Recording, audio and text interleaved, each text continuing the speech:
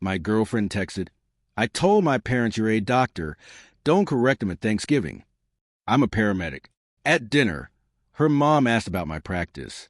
I smiled and said, "I work on an ambulance, saving lives before they reach doctors." Her father shook my hand and said, "That's even more heroic." Her face when her lie backfired. I, 29 male, am a paramedic. 6 years on the job, and I've never once felt the need to apologize for it. I've pulled people back from cardiac arrests, talked down overdose victims, worked car wrecks that look like crime scenes. It's hard, physical, emotionally draining work, and I'm proud of every single shift. So when my girlfriend of 2 years sent me a text that essentially asked me to erase all of that, something in me just snapped. I was finishing a 12-hour shift, still in my uniform, sitting in my truck outside the hospital when my phone buzzed. I thought it was her asking what I wanted for dinner. Instead, I read this. "Hey, so I kind of told my parents you're a doctor. Don't correct them at Thanksgiving, okay? Just go with it. It'll be easier. Love you." I read it 3 times. The little heart emoji at the end made it worse somehow, like she'd gift-wrapped a grenade. I texted back, "You told them I'm a doctor?" Her response was instant. It just came up and it was easier. They're old-fashioned. You know how they are. It's just one dinner. Please. Just one dinner. Just one lie. Just one Thanksgiving with her entire family built on a fiction she invented because she was embarrassed about me, about what I do for a living. I drove home, showered, sat on my couch, and thought about every conversation we'd ever had about my job. The times I told her about the kid I stabilized after a drowning. The elderly man whose wife grabbed my arm in the ER parking lot and said, "You save him." The nights I came home completely depleted, and she rubbed my back and told me she was proud of me. Was any of that real? I called her. "I'm not doing this," I said the moment she picked up. "It's one dinner. You told your parents I'm a doctor. They have certain expectations, and I didn't want the whole thing to become a thing. You're embarrassed by what I do." Silence. Maybe 3 seconds. The loudest 3 seconds of our entire relationship. "That's not what this is," she said finally. "Then what is it?" "It's just easier. You know how my mom is. She already asked a million questions about stability and our future, and I make a solid living. I have benefits. I have a pension. I respond to 911 calls and keep people alive until they reach a hospital. What about that is unstable?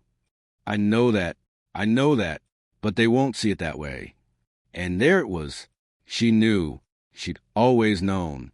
She just wanted me to play along long enough to avoid a conversation she didn't want to have with her own parents. I told her I'd think about it. She took that as a yes. She shouldn't have. Over the next 3 days before Thanksgiving, she coached me. Actually coached me in a series of texts that got progressively more specific and more insulting. If my mom asks about your practice, just say you're still building it. If my uncle asks which hospital you're affiliated with, say you work independently. Don't mention the ambulance. Don't say paramedic. If anyone asks what kind of doctor, just say general. General. She wanted me to claim to be a general practitioner, a board-certified physician, someone who spent a decade in school and residency. I saved every single one of those texts because something told me I was going to need them later. Thanksgiving morning, I drove to her parents' house. She pulled me into the hallway the moment I walked in. "Okay, so just remember." I remember, I said.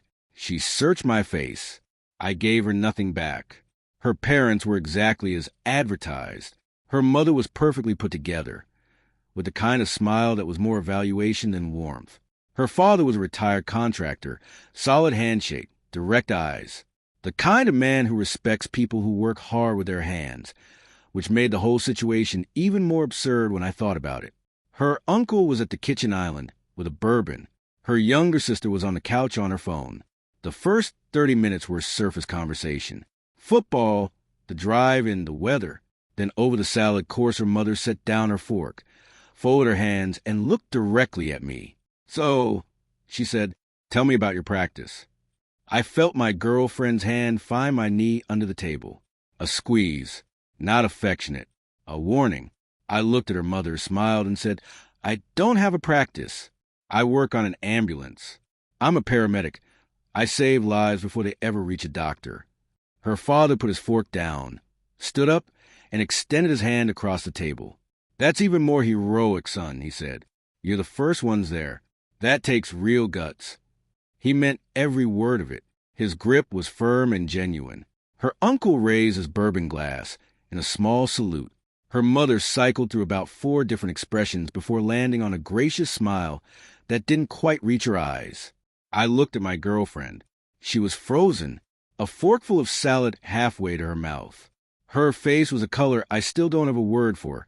Not red with anger, not white with shock. Something in between. 2 years of a carefully managed image, dismantled in one sentence, in front of the exact people she'd built it for. I smiled at her. Not cruel, just steady. Dinner continued, but she didn't put her hand back on my knee for the rest of the night. The drive home was quiet for about 4 minutes. Then she said, You did that on purpose. I told the truth. You embarrassed me. I kept my eyes on the road. Your father shook my hand. Your uncle toasted me. The only person embarrassed was you, because the story you told didn't match reality. I just needed one dinner. You asked me to tell your family I went to medical school. That's not a small ask. It wasn't about who you are. It was about managing my mother. When your father respected me for the truth, your first reaction wasn't relief. It was anger. That tells me everything I need to know. She didn't have an answer for that. We didn't break up that night. 2 years of a relationship doesn't dissolve in a car ride, and I wasn't going to make a permanent decision in a reactive moment. I told myself I needed real time to think, not hot take time. What I didn't know was that she was already making her own moves. She started quietly working our mutual friends. Not obviously. She was too smart for that. Just casually mentioning that I'd humiliated her in front of her parents. That I'd been cruel about it. That she was worried about where things were going between us. One of my closer friends pulled me aside at the gym about a week after Thanksgiving and said, Hey, man. She called my girlfriend and said you went off on her family at dinner? Went off. At Thanksgiving dinner. I had said one sentence. I corrected the record with him, calmly with specifics. He believed me, but I understood what she was doing. She was building a social narrative before I could decide what I wanted to do about us.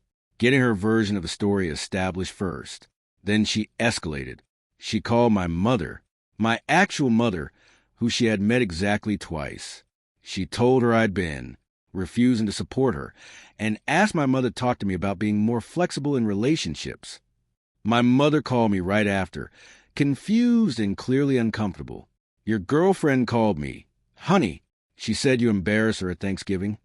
I told my mother the full story, word for word, including the coaching text, which I still had. My mother went quiet for a moment. She asked you to pretend to be a physician. My mother said slowly, Yes. And you didn't. No. Good, she said. Don't ever do that. I appreciated that more than I can explain. But here's where the whole thing turned in a direction I genuinely didn't see coming. A couple days after the call to my mother, I was going through my phone clearing old notifications when I found a group chat thread I'd completely forgotten existed. About 8 months earlier, she had accidentally added me to a chat with 3 of her close friends, realized the mistake, and removed me within a few minutes. What she didn't know was that removing me from the chat didn't delete the thread from my phone. I'd muted it the day it happened and never looked at it again. I opened it. I scrolled back 8 months and started reading. It was a consistent, running commentary about me throughout our entire relationship. Not openly vicious. Worse than that. Actually, casually dismissive. I'm referred to as the ambulance guy in multiple messages. About 6 months into our relationship, she wrote, He's sweet and he's good for right now, but I can't bring him to the firm's gala, you know? Her friend sent back a laughing emoji. She responded with 1, 2. Good for right now.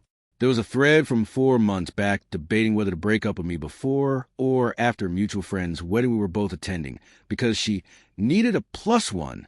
There were messages discussing whether I was the type of guy you introduced to a partner at the firm. She decided no. There were references to a man she'd met at a work conference, described as more her speed. I had been a placeholder, managed, strategically maintained for the convenience of having a boyfriend while she figured out what she actually wanted. And when I refused to play the role she needed at Thanksgiving, I stopped being a useful one. Everything after the friend campaign, the call to my mother, the victim narrative, that wasn't heartbreak. That was damage control. I went to work that night, ran 3 calls. One of them was a 19-year-old with a fentanyl overdose who made it because we got there in time. I drove home at 6 a.m. and sat in my driveway thinking about what it means to do work that actually matters whether or not it impresses anyone at a law firm event. Then I decided what I was going to do. I want to be specific here because this part matters. She made 3 moves over the following 2 weeks that went well beyond a messy breakup. First, she contacted my supervisor at the fire department. She framed it as a wellness concern, told the administrative coordinator she was worried about my emotional state and that I'd been erratic and volatile. In most jobs, that kind of call is annoying background noise. In mine, it can trigger a formal psychological review process. My supervisor called me into his office looking uncomfortable and told me he'd received the call. I looked at him and said, "Do you believe any of that?" He shook his head immediately.